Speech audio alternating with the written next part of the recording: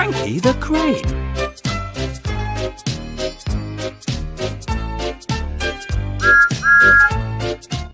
Thomas and Percy liked working at the docks. So when the Fat Controller told them they'd be working there for 2 weeks, they could hardly wait. But when they arrived at the docks, there was a new crane there called Cranky. Cranky was always moody, and he called Thomas and Percy useless little bugs.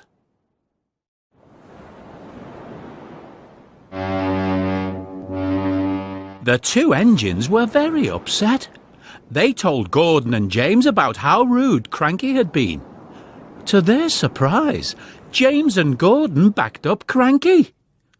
"He's so high up in the air," said James, "facing the wind, rain and sunshine, that it's no wonder he looks down and sees you as annoying little bugs." Thomas and Percy hoped Cranky would stop being so mean to them.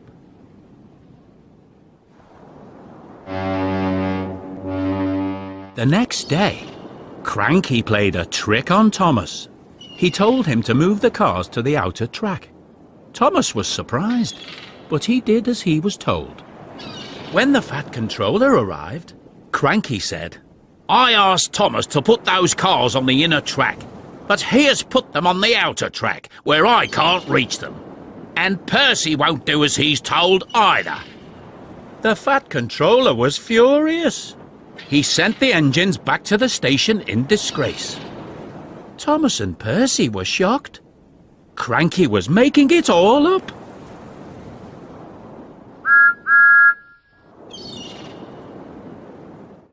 A storm raged across the island of Sodor that night.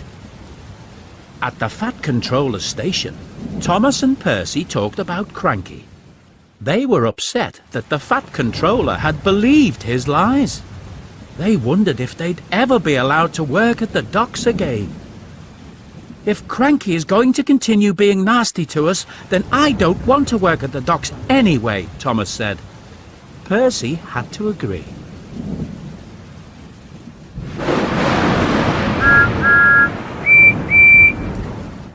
At the docks, the wind and rain were lashing down on Cranky. He wasn't worried, though. He thought he was much stronger than any storm. In the shed nearby, Duck, James and Gordon were listening to the storm. They thought that they were safe there. But they were wrong. A huge steamer had gotten loose, and it was heading straight for the docks.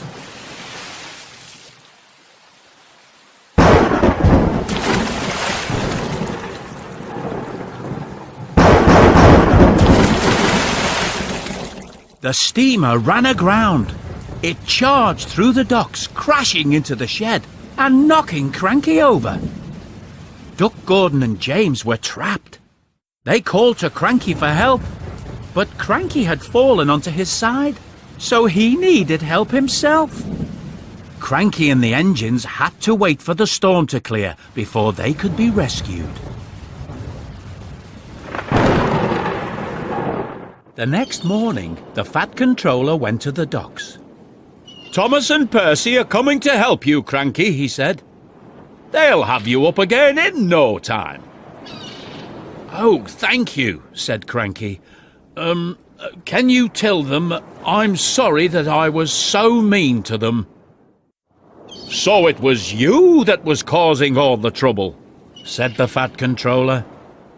"It seems I owe those engines an apology." Thomas and Percy's drivers tied ropes to Cranky and attached them to the engines. Thomas and Percy quickly pulled Cranky back upright. Cranky was very glad to see the world the right way up again. He got straight to work, clearing away the rubble.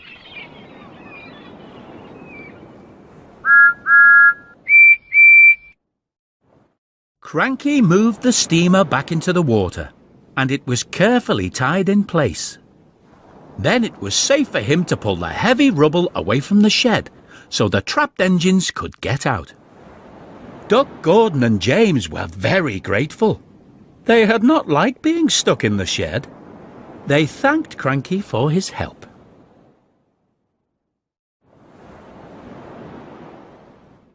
Cranky told them Thomas and Percy had rescued him first. I never thought I'd be rescued by a couple of...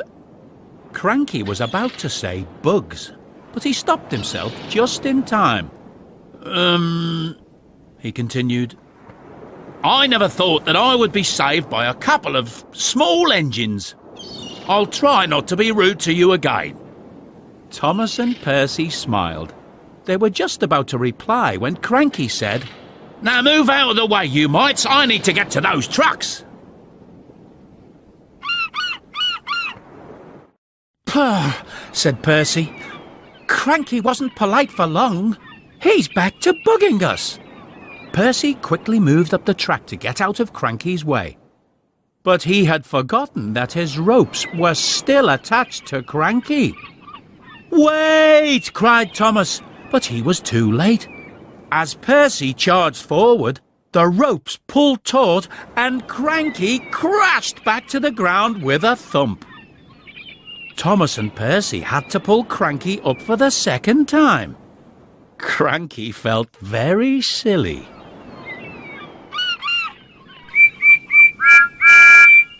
Now Cranky works well with Thomas and Percy.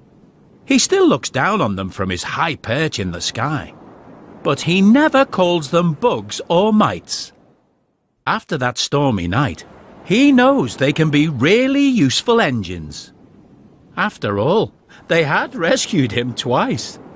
And if Cranky is ever knocked over again, he knows the little engines will quickly put him back in his place.